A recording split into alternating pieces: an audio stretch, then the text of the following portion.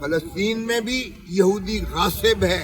یہودیوں کو جنہوں نے وہاں جبری آباد کیا ہے وہ اس کا جواب دہی کریں۔ اگر برطانیہ نے کیا ہے اور اس وقت امریکہ ان کی پشت پناہی کر رہا ہے تو اللہ کی ذات پر جو ہے ہمیں بھروسہ ہونا چاہیے۔ سپر پاور صرف اللہ تعالیٰ کی ذات ہے، یہ امریکہ کوئی سپر پاور نہیں ہے، نہ ہم اس کو ماننے کو تیار ہے۔ جہاں بے انصافی ہوگی، جہاں خون خرابہ ہوگا، وہ انسانیت کا قتل کرنے والے کبھی بھی اس دنیا میں جو ہے وہ سکون سے نہیں رہ سکتے ہیں۔ اور اس لیے ہم وکلاء برادری جو ہے ہم سیسا پلائی دیوار کی طرح اس چیز کا ہم دفاع کریں گے کہ جہاں بھی انسانی حقوق کی پامالی ہوگی وہاں ہم بیک زبان ہو کر اس کی مذمت بھی کریں گے، اور حکومت سے ہم مطالبہ کرتے ہیں کہ جن مسلمان ملکوں نے اسے یہودی اسرائیل کو ریکگنائز کیا ہے ان کا بھی بائیکاٹ کریں، ان کے بھی پروڈکٹ کا بائیکاٹ کریں، اور وہ بھی غدار ہیں، اس مسلم قوم کے ساتھ انہوں نے غداری کی ہے۔ تو اس لیے میں سمجھتا ہوں کہ او آئی سی کو زیادہ فعال طریقے سے اپنا جو ہے بیک زبان ہو کر اس چیز کو ایک پالیسی بنا کر اور یہ یقینی بنایا جائے کہ وہاں قتل و غارت گری نہ ہونے پائے۔ آج اگر سیز فائر کی ہے تو بین الاقوامی جو ہے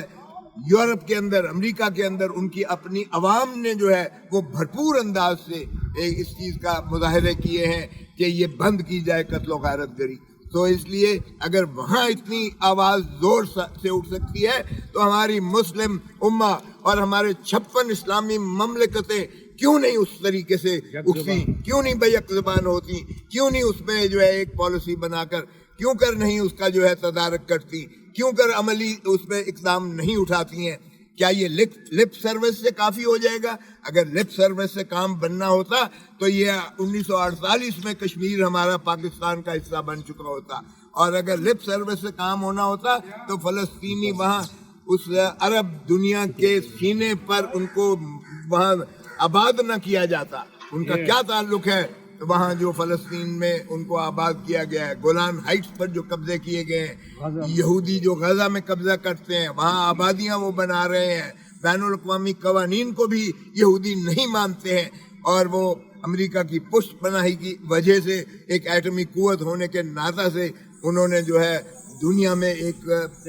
جو ہے دہشت گردی پھیلائی ہوئی ہے۔ سب سے بڑا دہشت گرد دنیا کا اس وقت اسرائیل ہے۔ اسرائیل کو کیوں کنڈیم نہیں کیا جاتا بین الاقوامی طور پر؟ ہمارے ہاں تو یہاں ایک پٹاخہ بھی پھٹ جائے تو یہ جو ہے شور مچ جاتا ہے، قیامت آ جاتی ہے، اور وہاں جس طریقے سے اس کو مسمار کیا گیا ہے، اب یہ کہہ دینا کہ ہم بنائیں گے، ہمیں بھیک نہیں چاہیے، کسی مسلمان ملک کو بھیک نہیں چاہیے، مسلم امہ کو کوئی ان سے خیرات نہیں چاہیے۔ ہم انسانی ناطے سے اپنی دھرتی کا تحفظ کرنا چاہتے ہیں، ہم اپنی دھرتی پر چاہتے ہیں یہ ناسور جو انہوں نے بنایا ہے اسرائیل کی شکل میں، اس ناسور کا کما کر کے اس کو اکھیڑ کر پھینکا جائے تاکہ مسلمان اور فلسطینی باعزت طریقے سے وہاں زندہ رہ سکیں، اور ان کو زندگی کا حق ہونا چاہیے۔ تک ہمارا ایک ایک بچہ جو ہے وہ اس پر کٹ مرنے کو تیار ہے۔ کشمیریوں کے ساتھ جو ظلم ہو رہا ہے وہ بھی دیکھیے گا، ہندوستانی سامراجی قوتیں جو ہے اس پر بھی یلغار مار کے قبضہ کر کے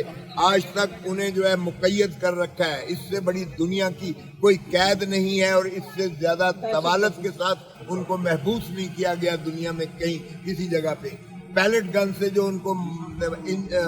مضروب کر کے ان کو اندھا کیا جا رہا ہے، وہاں بھی مسلمانوں کی اکثریت کو اقلیت میں تبدیل کرنے کی جو مضمون کاوش مودی کر رہا ہے وہ بھی قابل مذمت ہے، اور میں سمجھتا ہوں اس پر دنیا کو جو ہے بیک زبان ہو کر 1948 کی قرارداد جو بین الاقوامی ہے یونائٹڈ نیشنز کی، ان قراردادوں کا جو ہے ہم پر عمل داری کرنا چاہیے۔